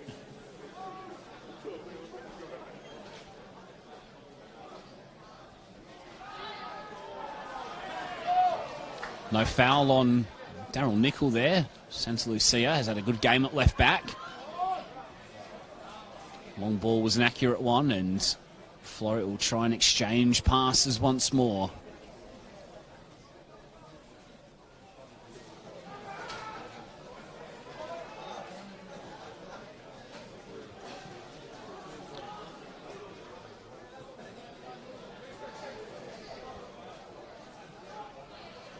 Hughes. Higgins, Douglas. Petrie's come centrally. Higgins again. Nickel. This is nice build-up from ECU Joondalup. Fuller is trying to hassle Higgins into an error, but the veteran keeps his head. Cross from Malfiore. Hodgson's lurking, trying to help it on for Nickel. Ball may yet break to Petrie. It does. ECU trying to generate a head of steam here. Patient play at the moment. Cassidy, Hodgson, Praja. Douglas again. Now the releasing ball is searched for Malfiore, I think it is, who is getting forward over on that far side. At what point of the game, Gio, is it time for ECU to start taking a few more risks a little bit too early, or yeah, look, how do you strike that balance between going for it as early as possible while not conceding that second? Yeah, they're gonna have to start rolling more men forward. But as you said, it comes that time where you don't know if it's too early and if you're going to concede another one. Petrie's reverse, Nickel in the area, great challenge Fuller, and then caught by Saudaris. That was nearly an exquisite pass from young Jason Petrie to release the former Bayswater forward, a player you know plenty about as well, Gio. Yeah, Darren Nickel's very deadly in front of goal, so if you're giving him half a chance, he's more than likely to take it, so they'll be looking for that. Yeah, Daryl Nickel, a former two-time gold medal winner. He's won the award with both ECU and Bayswater in consecutive years in 2017 and 2018.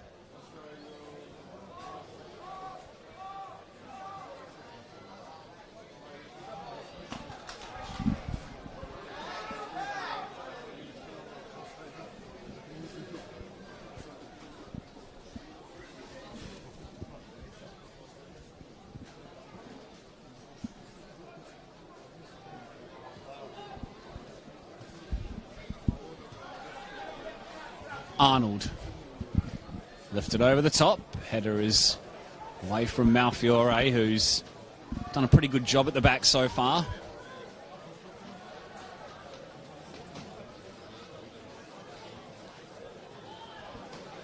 Possession turned over for Arnold, who looks to clip one through for the midfield runner there. I think that may have been Casimir who was looking to break forward. That's just Murray with the headband.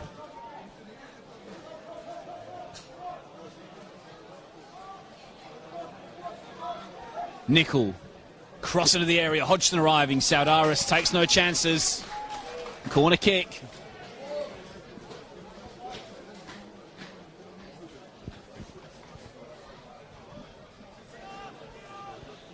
Floreat still yet to turn to their bench. A lot of young options on there. Trying to stick with what's worked well for them so far. A bit more defending to do here still, though, from another Higgins dead ball. It's swung in, it's a deep one. It's Hoff and Steele who are in pursuit. Last touch there was off the Floreat defender.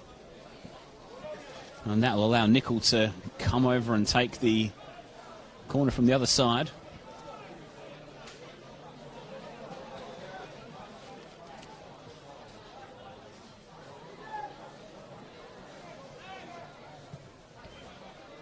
Nickel's ball in, clear away. Praja will help it back wide for Nickel, who slides in another pass. Hodgson was trying to get on the end of it, but a little too close to Saudaris.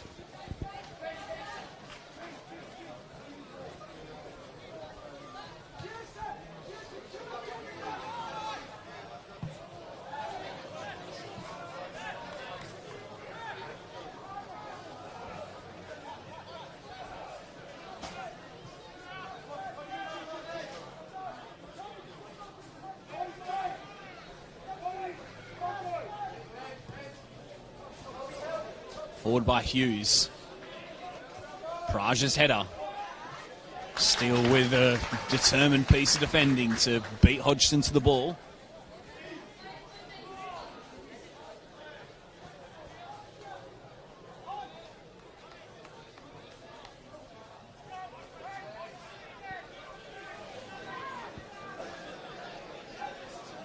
Petrie. Danny Douglas. Last man back is Tom Hoff. Wide for Cassidy. Into the feet of Nickel. Touch just escaped him a little. Fuller was able to step in. Good pressing from Praja to win the ball back and paid the dividend of a throw-in. Certainly no time for wasting time as far as ECU are concerned. They've got to find an answer if they want to push this game into extra time.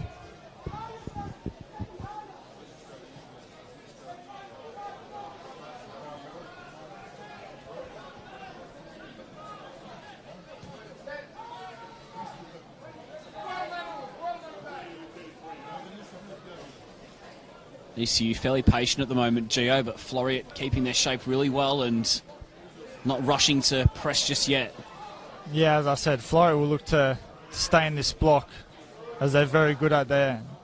They're a very disciplined team, and they'll just look to try and catch ECU on the counter as ECU will have to throw more bodies forward.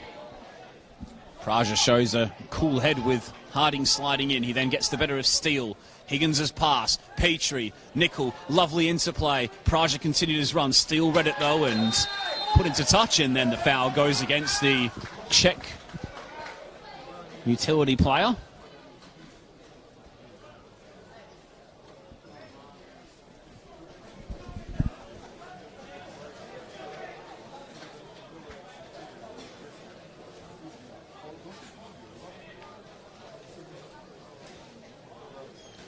So we're approaching the final 10 minutes here at Inglewood Stadium.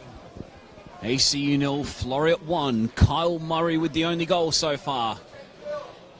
A goal closer to Floreat's third cup in 5 years. Tommy Dolman and Gio Colley with you on the Football West YouTube channel and Facebook page this evening, the fourth of 4 cup finals. 2 wins for Bayswater in the younger age groups, and also a win for Murdoch University Melville FC in the Women's State Cup as well. Who will prevail here? At the moment, it's Floreat's hands are on it, but I'm sure ECU have got something to say about that in the final 10 minutes.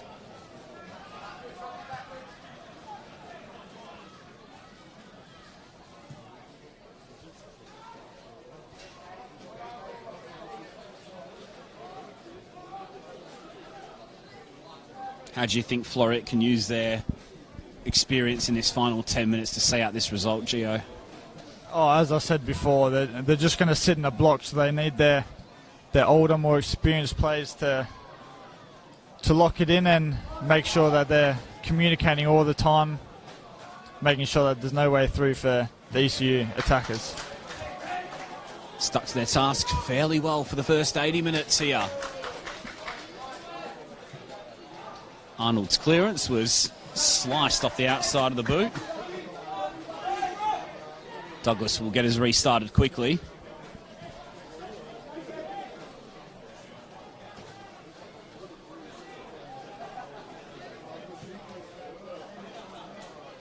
Forward from Hughes. Praja with a little turn around the corner for Hodgson, who wasn't quite on the same wavelength. Praja then slides in and ensures Steele's progress is halted. And I think we're seeing now, as I said, ECU are throwing more bodies forward, so this will work in Floreat's favour, as they'll be looking to counter-attack and then hopefully grab the second goal to finish off the game. Steele, see already that Steele wasn't in any particular rush to take that throw either.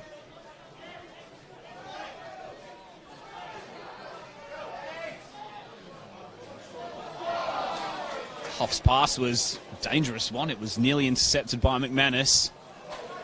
ECU have got numbers forward here, though. It's Petrie who races forward. Steele with a vital intervention. Hodgson was all on his own to the left. Timing of that challenge had to be perfect. Kyle Murray.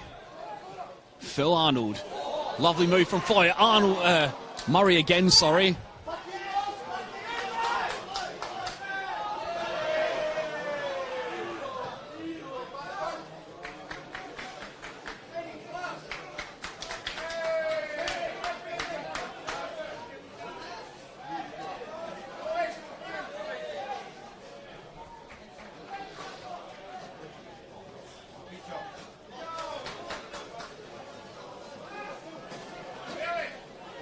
Forward from Danny Douglas, looking for the run of Nickel. Saudaris off his line and claiming. Just what you want to see a senior goalkeeper do. Diffuse the danger.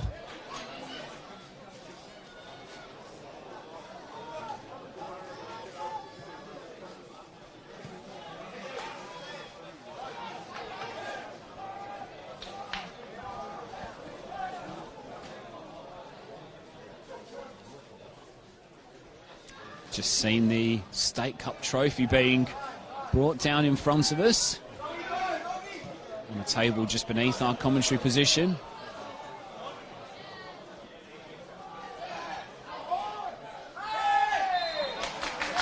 Ambrosio goes to ground, was quite happy to draw that foul, and still a bit of time left for ECU, of course, but as far as Athena are concerned, this is at the right end of the ground for them now. Yeah, this is exactly what they'll be hoping for. Free kick deep in ECU's half. I presume they'll try to lock it in the corner. If there's a big chunk of time, I think that's the only time they'll be chucking it in the box.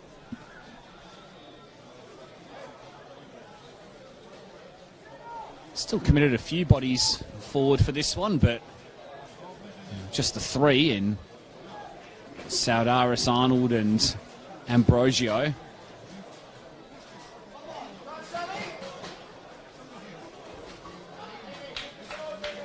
Touch over 5 minutes to play. It's Murray's ball and it's aimed in at Saudaris, who scored twice against ECU from set pieces earlier in the season, and he was up and jumping in the area then. Couldn't quite steer that one on target though.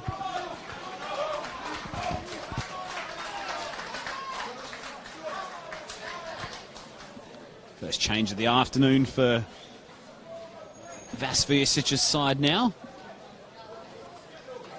It's Rob Harding who's making his way off the pitch. Perhaps a little slowly, not sure if he's got a knock there or just not in a rush to get off the ground. Possibly a combination of both, and one in his place is Philip Minich, who will have the job of possibly providing Steele with a bit of extra cover and helping to see out this one-goal lead. He launches one upfield with his first meaningful contribution of the evening.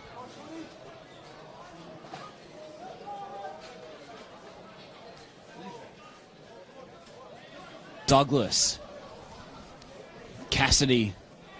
That's a nice pass for Petrie in midfield, who's going to spin and try and burst into the area. Last touch was off Steele, I feel, and that's how Shane Skinner saw it as well.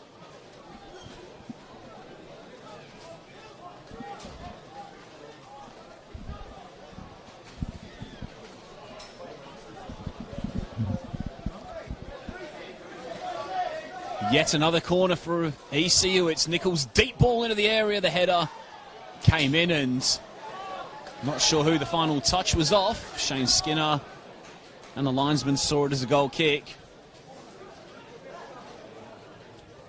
Sea of bodies in there at the back post. Jason Saudaris very happy to take his time.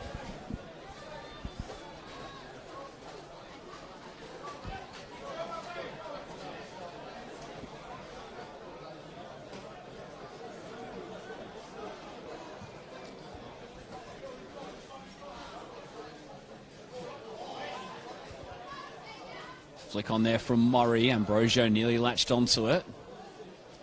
Hodgson in hot pursuit. Header was into the ECU player and then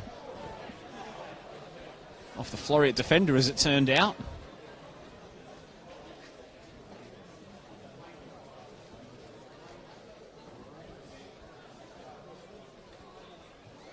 Used to seeing plenty of goals in this fixture. 64 over the 16 NPL WA meetings in the NPL era between these sides. Just the one may be enough for Floreat though. Unless ECU can find a late leveller, they've got a chance to put a ball into the area though. Daryl Nichol goes to ground. A final change for ECU. It'll be Ben Brotter who comes on in the substitute. Oscar Malfiore coming off. Obviously bringing off a defender for an attacker late on, trying to pinch a late equaliser. Rutter, formerly with Quins and Stirling Lions. Higgins' ball in. Strong header from Saudaris. Murray will hook over his shoulder. The race is on to get to the ball first. It's Praja who did get there. And now it's swung back into the middle, and once again Floreat get bodies behind the ball and clear away. ECU should have the numbers to recycle possession. There's Douglas who looks up. He plays a pretty narrow ball down the middle. It's one that's going to be hard to chase for Hughes, and Hughes will put the ball on the spot, but I'm sure he'll run into Saudaris, who's just playing the experience games. Yeah, he's been in plenty of finals, so he knows how to waste a bit of time, I'm pretty sure. Player who's been there and done that. I certainly won't care if the result stays as it is, though.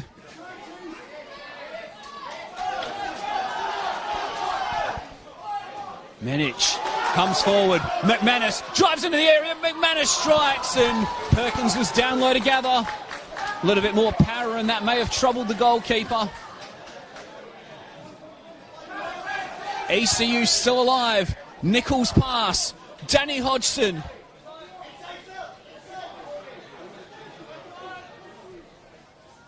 Praja on the overlap.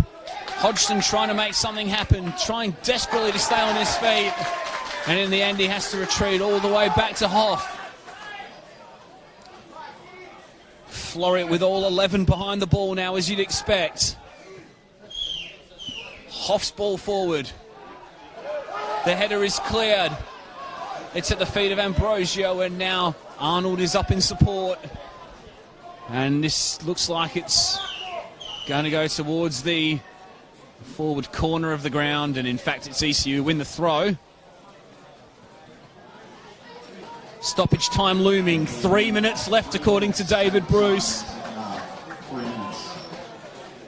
3 minutes for ECU to find an equaliser and force extra time.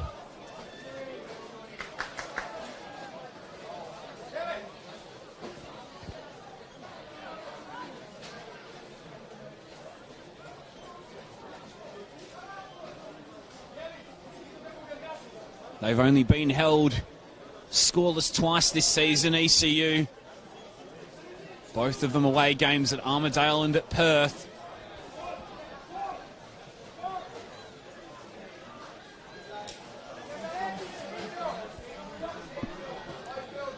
Praja's ball forward. Aimed in at Hodgson. Over the head of Steele. Cleared by Saudaris. It's helped back over the top by Praja for Petrie, who lays across for Douglas. Hoff's the last man back. Ball looks like it's just going to escape Andy Higgins, and that draws a cheer from the Floreat faithful.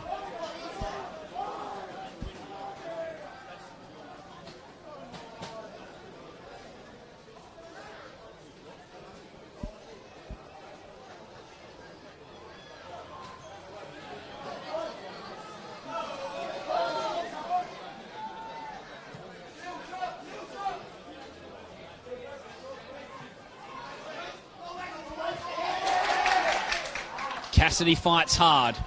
Petrie goes long and wide. It's into the area for Hughes, who cuts back and strikes on the left foot. Ball might break for Higgins. It's helped forward. Header away was desperate and effective.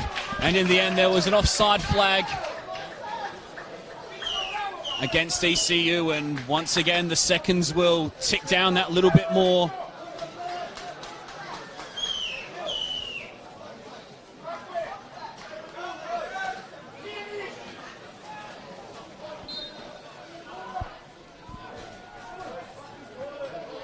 Big long diagonal coming up from Saudaris. There it goes.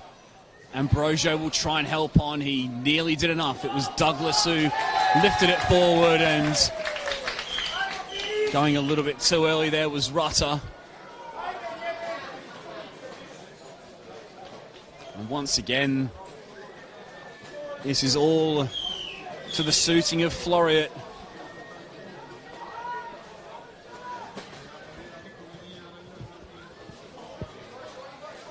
If they can hold on here, Gio, have they deserved it on the balance of play?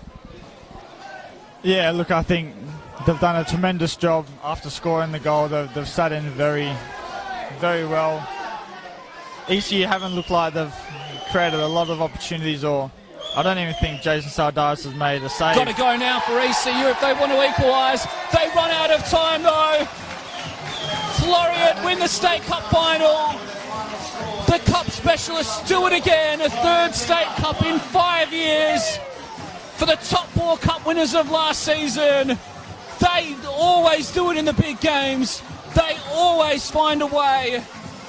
And it's Kyles Murray's goal that gives Athena a 1-0 win over ECU Joondalup here at Inglewood Stadium. Gio Colley. Yeah, look, tremendous job from Floreat. Terrific game from them. I mean, ECU were throwing everything at the end there, but just couldn't level it up at 1-1, and I think after the 90 minutes, you're gonna have to give the result to Floreat. They deserved it. It's an 8th cup win for Floreat Athena. Wins in 2016, 2019 and now 2021 mean they retain their crown with no cup played in 2020, of course, due to the coronavirus situation around the world. A 3-game losing run has ended for them, and on the best stage possible, and they'll be hoping that goal is something that can boost their season back as they look to maintain their status as league leaders going into the back half of this campaign, Gio. Yeah, look, obviously coming off 3 big losses, it wasn't a good time for Floreat, but the bounce back today when it's mattered most in the cup final, and they'll be looking to carry it on throughout the season and obviously maintain top spot in the NPL ladder. And just quickly a word for ECU Joondalup as well and their performance tonight.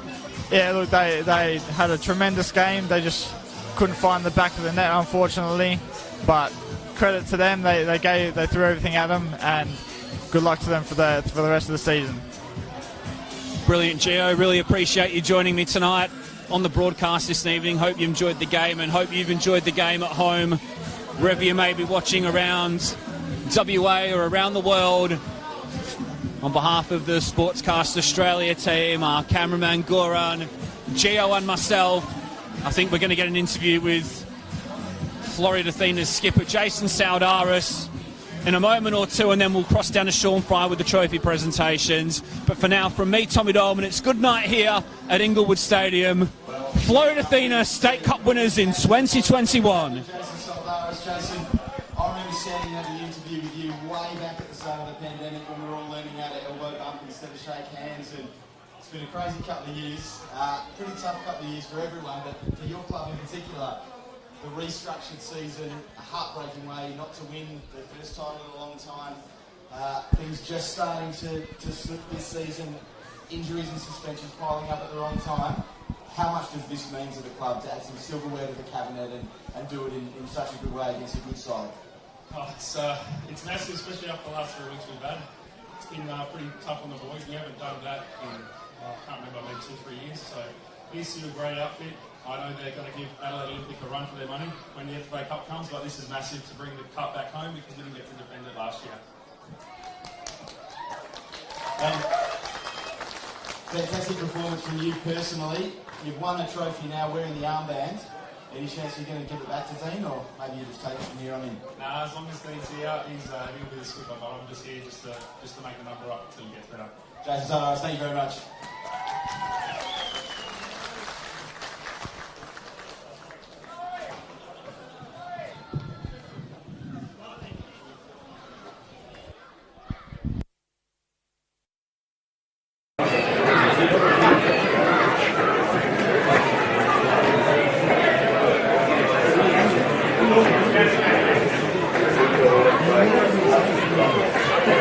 Ladies and gentlemen, can we please put our hands together for a wonderful final?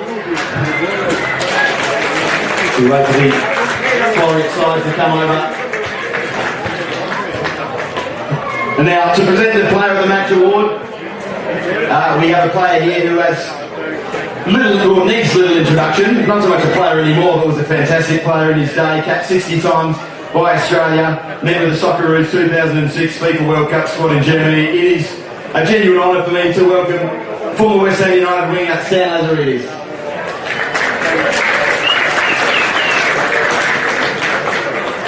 Thanks a lot. Sorry Ken, commiserations, had a good game.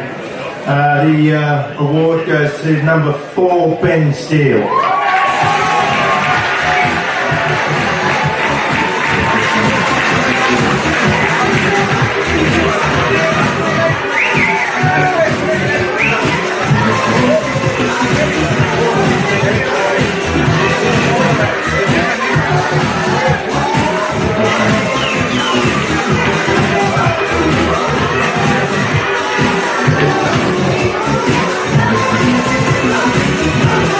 Medals to the match officials and the runners up. We have Football West board member Richard Marshall. Starting with our refereeing team today, our on-field referee Shane Skinner, And his assistants Arvin Shanmuganthan and Simon Hicks, and our fourth official David Bruce. Please put your hands together for today's officiating team.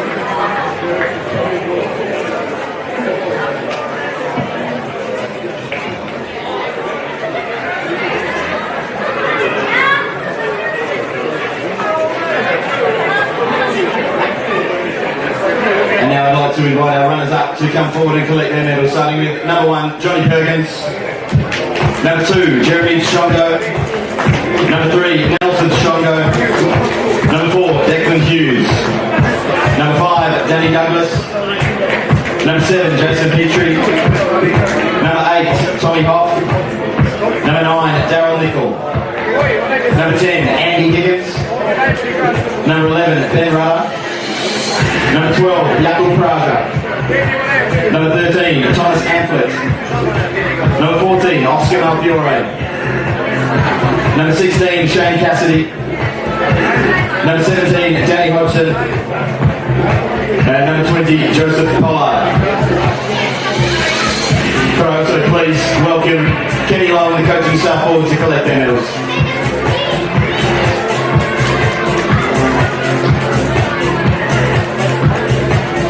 Ladies and gentlemen, please put your hands together for today's runners-up, ECU Joondalup.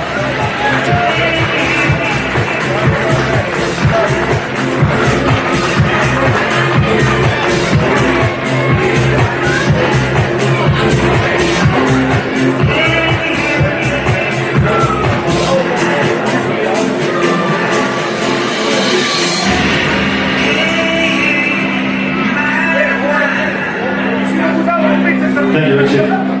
Now to present the trophy and medals to the winning team, please welcome Football West champion Sherry Ondraus.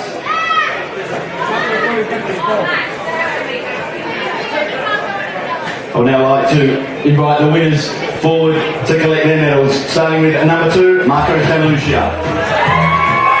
Number 3, Philip Minich. Number 4, Ben Steele. Number 5, Elijah Haas. Number 6, Jesse Fuller. Number 8, Sean McManus. Number 9, Robbie Harding. Number 10, Nicholas Ambrosio. Number 12, Wesley Casimir. Number 15, Chris Soldaris. Number 16, Kyle Murray. Number 18, Phil Arnold. Number 19, Mark Mathiang. Number 21, Lou Mariel. And number 41, Josh Hunter. And finally, captain number 1, Jason Solaris. I would also like to invite Vance Vujic and his coaching staff forward to collect their medals.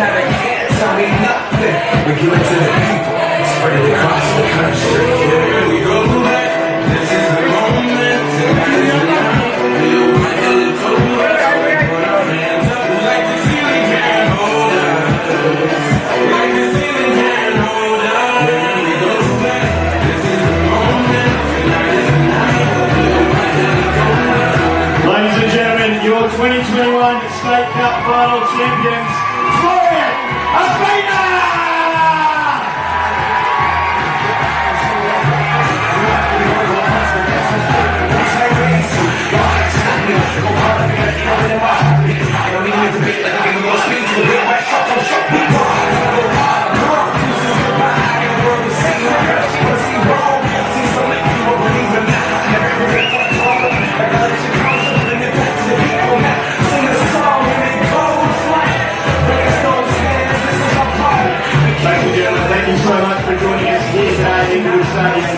please stay safe, get home safe, and we'll see you next time.